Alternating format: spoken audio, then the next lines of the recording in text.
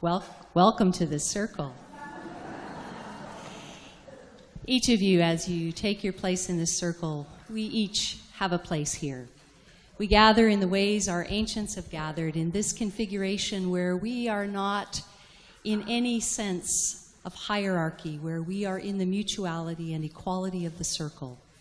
We gather in the ways of our ancients, where we each have a place and we each take our place. So whether this is your first time in this circle, or you haven't been in this circle for a long time, or you have been in this circle many, many times, welcome to this time in which we are gathered to be this particular spiritual community on this particular day. We gather with gratitude on this land so long in the ways of the Cree peoples, and in particular in the Papas-Chase Nation. We gather in deep respect for the traditions, the spirituality, the ways and customs, the stories that sustained that people for many years. And we gather in partnership in this place, in this time, as we take our place here with deep welcome. As we are called by earth and sky, by all that speaks to us in the natural world, we are called into this community as we sing ourselves into this time and place.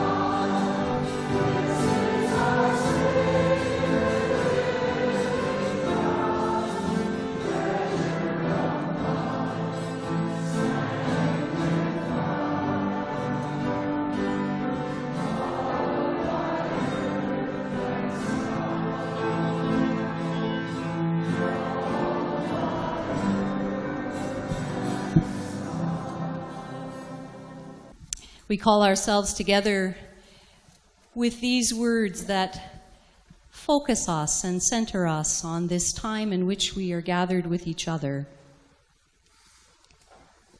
We are a generous people, but sometimes we live fearfully rather than gratefully. We are a kind and caring people. here. We are a justice-seeking people.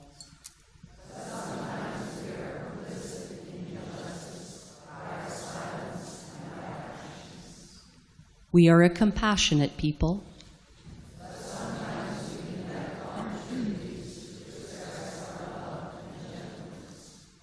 We are a hopeful people.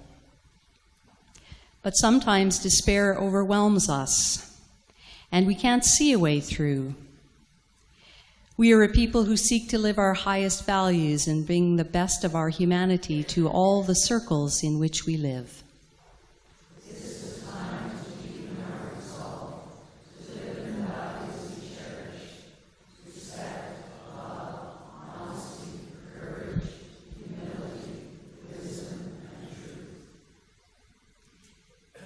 Because we don't always live to our highest and fullest and deepest potential, we gather with one another in times like this to strengthen our intentions, to live more faithfully, to live more fully, to live more truly, in congruence with our highest values. So we come to strengthen our intentions, which is to say, we pray, and we pray with one another. We are here with our yearnings to engage life with spiritual depth. We come to seek ways to live fully and love deeply, to be inspired by wisdom teachings that nudge us to live from a deeper consciousness. We bring our evolving understandings, our openness and our tunnel vision, our curiosity and our fears, our hope and our despair. In the midst of all that shapes us, we seek the wisdom to pursue justice, love mercy, walk humbly. Amen.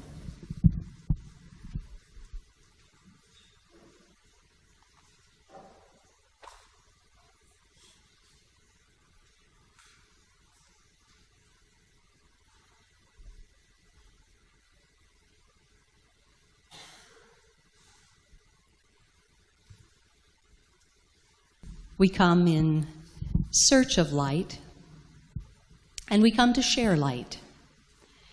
We come to share the long light of our lived experience. We come to share the long light we hear in the wisdom of our own tradition and in the enduring faith traditions of many around the world. We come to share light that we find in the natural world, the light of other beings and creatures.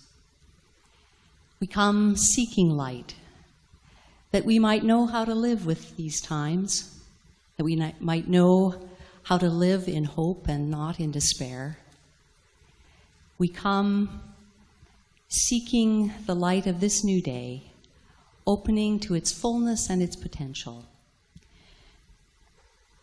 This is a story of one of Israel's ancient prophets that lived in the 9th century before the Common Era. In the story that comes before this one, Elijah has engaged in a contest with the priests who worship their god Baal. And he's angered the king and queen of the day by humiliating his opponents, their allies. Fearing for his safety, he flees to the wilderness, and this is the story that's passed down to us. Then Jezebel the queen sent a messenger to Elijah and said, "So may the gods do to me and also more if I don't make your life like the life of one of those by this time tomorrow." Elijah was afraid, and he got up and fled for his life, and he came to Beersheba, which belonged to Judah. And he left his servant there, but he himself went a day's journey into the wilderness and came and sat down under a solitary broom tree. And he prayed that he might die. "It's enough now," he said. "Take away my life, for I am no better than my ancestors." And then he lay down under that broom tree and fell asleep. And an angel touched him and said, "Get up and eat." He looked, and there at his head was a cake baked on hot stones and a jar of water, and he ate and drank, and he lay down again. And the angel came yet a second time and touched him and said, "Get up and eat, otherwise the journey's going to be too much for you." He got up, and he ate, and he drank, and he went in the strength of that food for 40 days and 40 nights to Horeb, the mountain of Israel's God. And at that place he came to a cave and spent the night there. Then word came to him saying, "What are you doing here, Elijah?" And he answered, "Oh, I've been very zealous for the God of Israel. For the Israelites have forsaken their covenant, thrown down their altars, killed their prophets with the swords. I alone am left, and now everyone is seeking my life to take it away." And the messenger said, "Well, go out and stand on the mountain." Now there was a great wind so strong that it seemed to be splitting the mountain and breaking rocks in pieces, but Elijah couldn't find any presence of the holy in that wind. And after the wind, an earthquake. But there was no sense of the holy in the earthquake. And after the earthquake, a fire.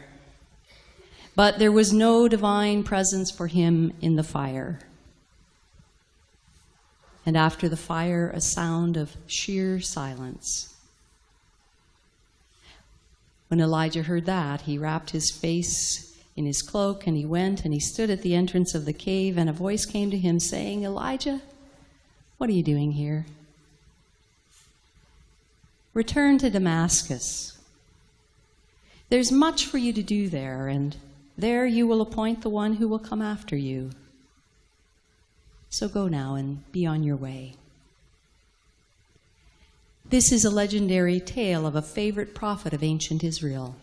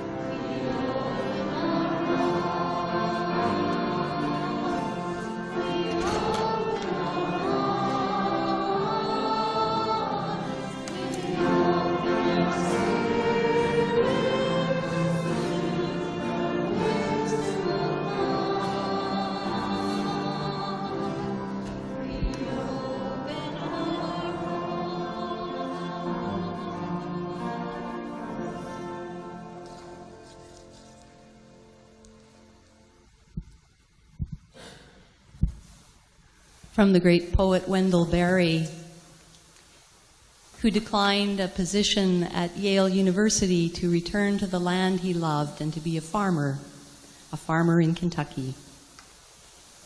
These are his words, "The Peace of Wild Things."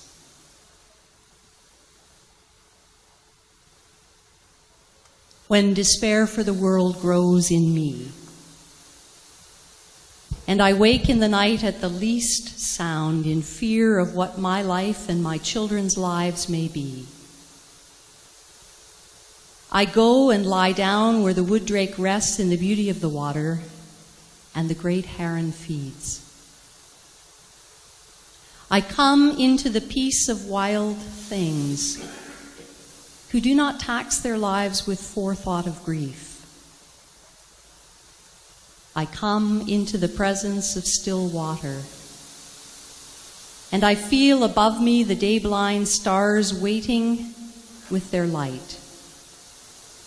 And for a time, I rest in the grace of the world and am free.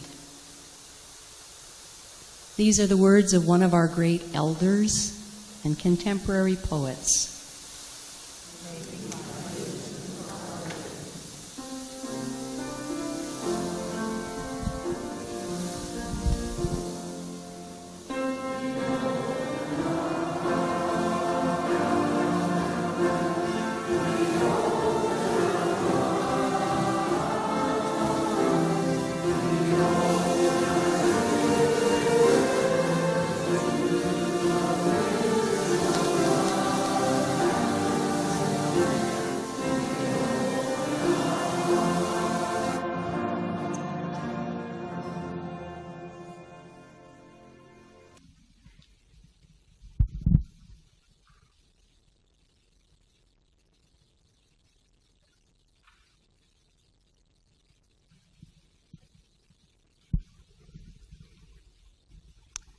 it's hard not to despair. Or maybe it's more accurate to say, despair comes easily. Hope, on the other hand, is really hard work. It's easy to despair when we consider the state of our planet, all that threatens the health of our planetary home, all that threatens its systems and its creatures. It's difficult for us to imagine finding the creativity and the will and the willingness to sacrifice in order to do what it will take to help our planet sustain itself. And despair creeps into our hearts when tragedy or loss enters our experience, when someone we love dies and part of us dies with them. When inexplicable and often horrendous acts of violence, of which we've witnessed so many this summer, or acts of nature, or acts contrary to the best of human nature claim so many lives. Despair easily overtakes us. When the cruelty of the way things are makes it impossible for us to see things ever being fair, compassionate, or honoring of dignity. Maybe we all picture despair differently. For me, it's a kind of moonscape, kind of a barren, dusty place within, a lifeless place where it feels like nothing can germinate and grow. And then I look around and I realize, with my Western eyes, my white, middle-class, Western eyes, that this barren place is a kind of wilderness resort, really. A luxury most of the world can't afford, just as most of the world can't afford to travel to the moon. And much of what we learn of hope comes from those who can't afford to despair.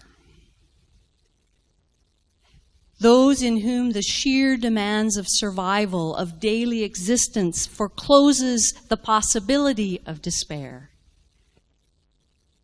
The simple and profound resistance to just keeping on, where there's no room for despair. Holocaust survivor Elie Wiesel, who just died this summer, put it like this: if I were alone in the world, I would have the right to choose despair. But I'm not alone. That's the lesson I learned over and over again in Rwanda. We learned it from a mother who was unable to move her legs and has spent the last 5 years of her life on a mattress in a dark room.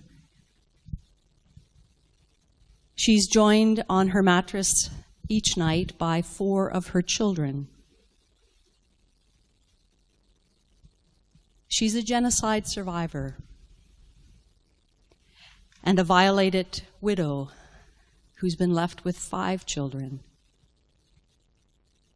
She and some of her children are living with HIV, and the whereabouts of her eldest child is unknown to her.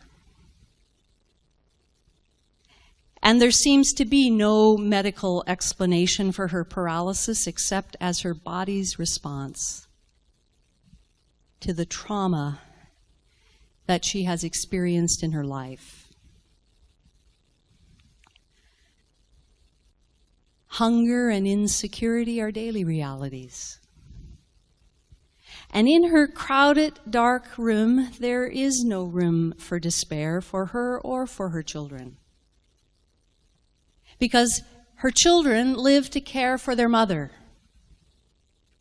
And she lives to be there for her children. Despair is a luxury they can't afford because, like Wazelle, they are not alone in the world. They live for one another, and hope comes like a little crack of light in the door when a neighbor carries a few staples strangers have bought, or when a fellow survivor comes to visit, to pray, to listen, or comes with news that funds have been found for some of her children to go to school. Thanks to the hard work of a grassroots project started by Emmanuel and Athanasi Gatera called Yego, a word meaning yes. A group of young people of whom the woman I spoke of, her children participate in this circle. These young people gather every Sunday afternoon in a park to sing and to drum and to dance to the traditional music that is long in the life of their people.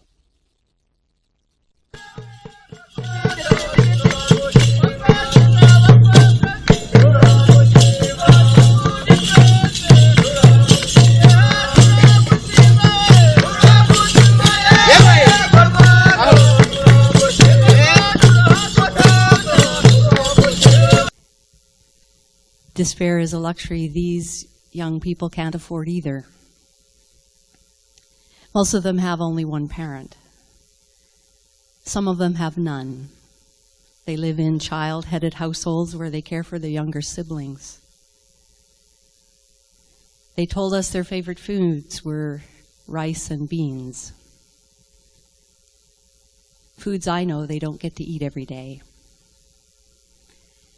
Their dream is to finish school and be able to take care of their families. They have every reason to despair, and they have no room for despair.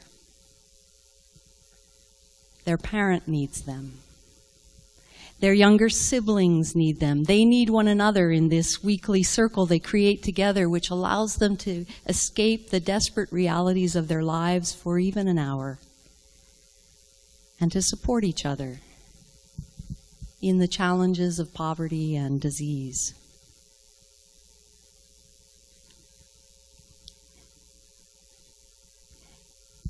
In the world of that ancient story, that fabled prophet Elijah has a long litany of reasons for despair.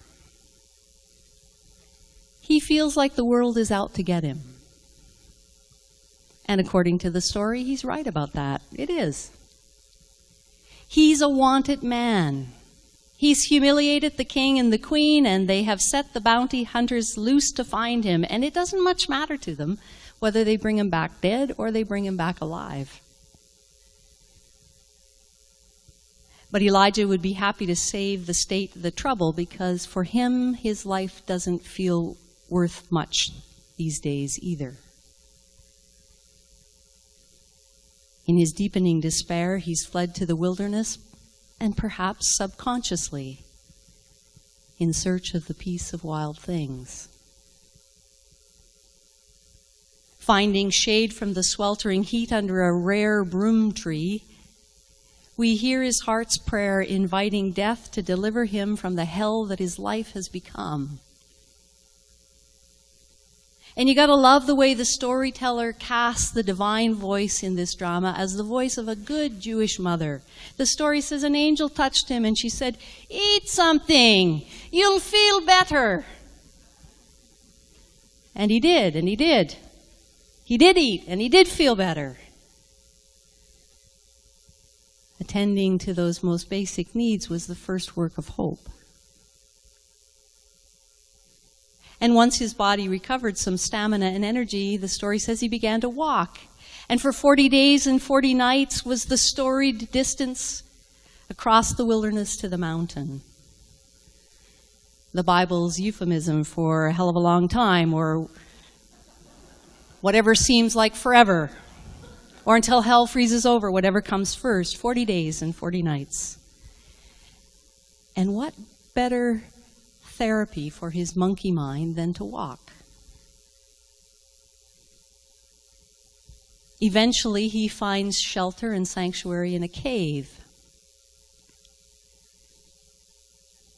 And after a great storm, and the deep silence that followed the earth's shaking and the powerful winds and the inexplicable fire, all those pyrotechnics, he was ready to see things as they really are. Though he felt utterly alone, he wasn't. There were others in ancient Israel who had kept the faith, others who had been faithful in the midst of these cruel and dark times. There were others who had stood against the royals of the day and their exploitive policies. There were others who shared his dream of safety and security for his people. He was not alone. He was not the only one. So the wilderness had done its work. And he was ready to return to the demands of Damascus and to find there allies and partners.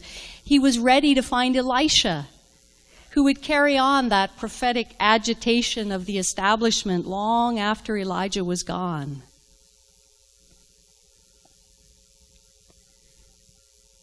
Over and over in my life, I have found an antidote to despair in one of two places. In those who can't afford to despair, and in the peace of wild things. Wendell Berry has lived in the United States of America for more than 80 years. He has witnessed the cruel horror of capitalism becoming synonymous with democracy. He has witnessed the failure of war to answer our human insecurities. He has lamented the cost of our living that has endangered the very life of our planet. He has lived long enough and consciously enough and through a time which offers countless reasons for despair to grow. Surely, like us, he knows what it is to wake in fear. And he's known that despair is a luxury we can't afford. We each find the peace of wild things differently. One of the places we found it in Rwanda was among these amazing beings.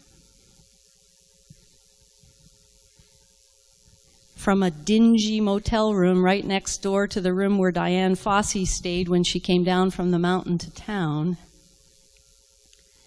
we woke very early in order to be at the park gates of Volcanies National Park by 7 in the morning. Each day, 80 permits are issued for visitors to spend an hour with these endangered mountain gorillas in their forest habitat. There are 10 families that are visited by tourists from all over the world for 1 hour every day. And there are 10 other gorilla families that are visited only by scientists and researchers learning the ways of these, our ancient ancestors. With our 2 guides, Bernice and Roger, we visit the Agasha family. There are 22 members of this family. The youngest member is 6 months old. The silverback is over 30 years of age. Trackers whose families or members of their community were once poachers are now helping to protect these amazing creatures. Because employment in the parks and monies from the fees that are charged for permits are being invested in their communities. So that the paradigm has now shifted from poaching to preserving. At the time of Dian Fossey's death, there were just over 400 of these magnificent beings left on our planet. Now, some 35 years later, there are over 900. After 2.5 hours of climbing and slipping and sliding through jungle and mud, we spent a mystical, magical, timeless hour in the peaceful presence of these magnificent beings.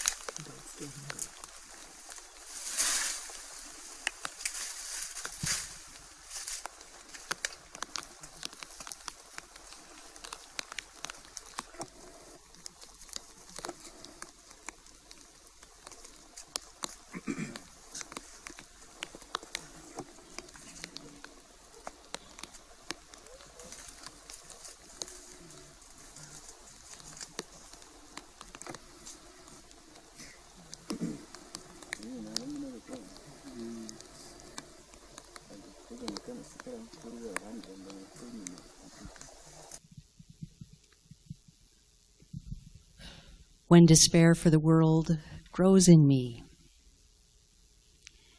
and I wake in the night at the least sound in fear of what my life and my children's lives may be. I go and lie down where the wooded drake rests in his beauty on the water and the great heron feeds. I come into the peace of wild things who do not tax their lives with forethought of grief. I come into the presence of still water, and I feel above me the day-blind stars waiting with their light. For a time, I rest in the grace of the world and am free.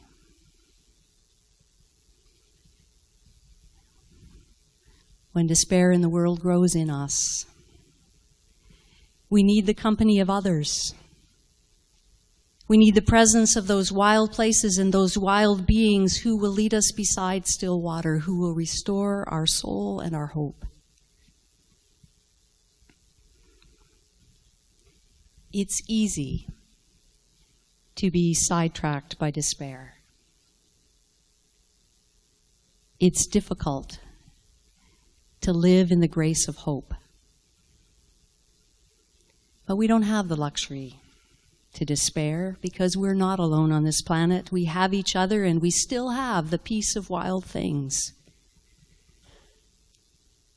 So we pause now in this silence we hold with each other to think about how we might cultivate hope, how we might cultivate it in our lives, that we can live as fully spirited human beings, committed to both small and great acts that banish despair and nurture hope, not just for ourselves, but for the most vulnerable peoples and creatures of the world.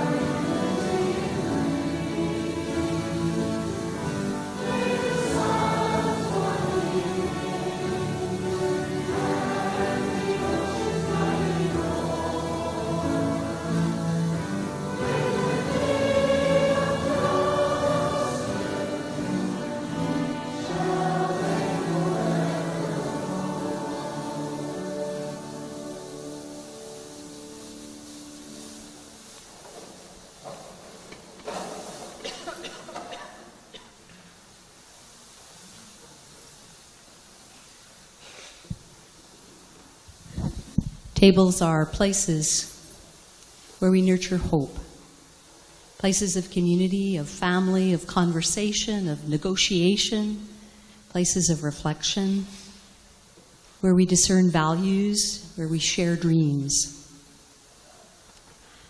For Jesus of Nazareth and his friends, the table they shared affirmed relationship in the midst of life and death. After their leader was executed, whenever the friends of Jesus shared a meal, they strengthened their intention to live in the ways that they had learned together and to be a beloved community, even in the midst of the empire and its values of their day. We eat this bread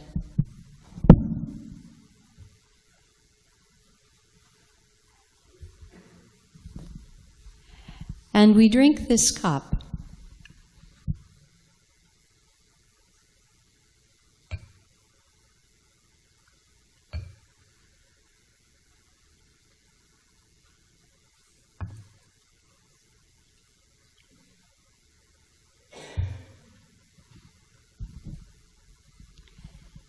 In order to deepen our compassion and broaden our hope and widen the love which infuses each of our lives with purpose and meaning.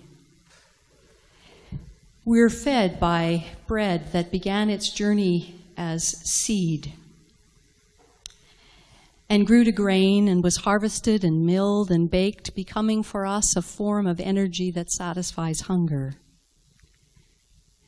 And we are fed by grapes that have been crushed into an unfamiliar form, infusing energy and slating thirst. Whenever we eat, at whatever table we eat, we participate in the solar communion of all life. We come to this table that we might translate the energy of the earth opening to feed us into our own acts of compassion and commitment, strengthening our intention to live lives that are worth dying for. As we gather at this table today, we remember a tradition that tells us some of those in the first century asked their teacher to teach them to pray. We offer these words that we might share with one another as a contemporary restatement of the answer that teacher gave in the first century, framing it for our time and our place.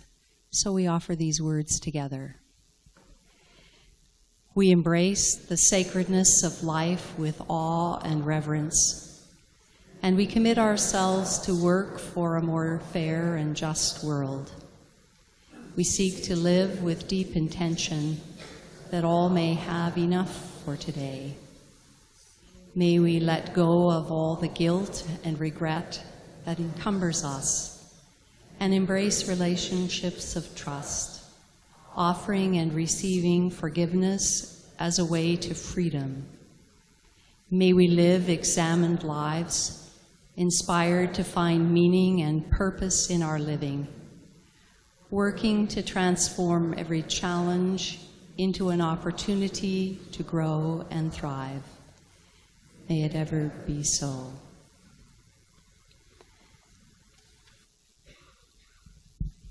You need not be a member of this or any church to be welcome to share in this solar communion the good gifts of a good earth. If you hunger for more than bread and you thirst for more than juice, if you hunger for a more just and compassionate world, if you thirst for respect and fairness, equality and love, we invite you to share these gifts in that spirit, that we may each strengthen our intention to live more nearly as we pray. So come to this table not because of what you do or don't believe. Come to this table not because you are a member of this or any faith community. Come to this table as an act to strengthen your hope against despair, to participate with one another in keeping community with each other, in building the beloved community we dream of. Come, eat and drink. These are the gifts of a good earth, and they are for each of us.